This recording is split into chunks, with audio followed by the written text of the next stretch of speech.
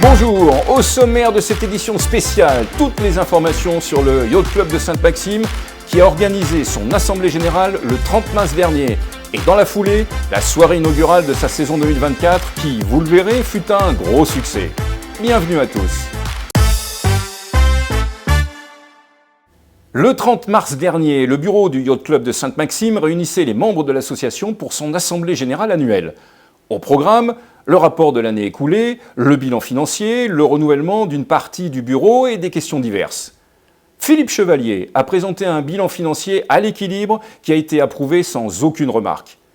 Le président, Jacques Poumette, a accueilli avec enthousiasme les nouveaux membres du bureau.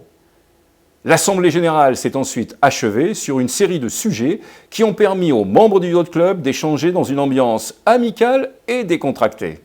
Bref, une AG réussie qui donnait le ton à cette journée importante. Ce 30 mars était effectivement une journée importante puisque, juste après son AG, le Yacht Club organisait la soirée de lancement de sa saison 2024. Soirée qui fut une véritable réussite puisqu'elle a réuni plus d'une centaine de personnes, dont M. Vincent Maurice, maire de Sainte-Maxime, venu avec certains élus municipaux comme M. Roufilange, M. Rives ou encore Mme Cérès. De leur côté, les autorités portuaires étaient représentées par messieurs Ellul et Lédy et Philippe Sommerer était là pour le club nautique. Mais surtout, les membres et partenaires du Yacht Club étaient venus en nombre pour, là aussi, faire un bilan de la saison écoulée. En 2023, le Yacht Club a réalisé une croissance de plus de 70% pour arriver à plus de 120 adhérents. Des activités variées ont été réalisées, comme des sorties en mer, des soirées restaurants ou encore des apéros. Le Yacht Club a également été très présent sur les réseaux sociaux ou Internet afin de renforcer sa visibilité et de se faire connaître.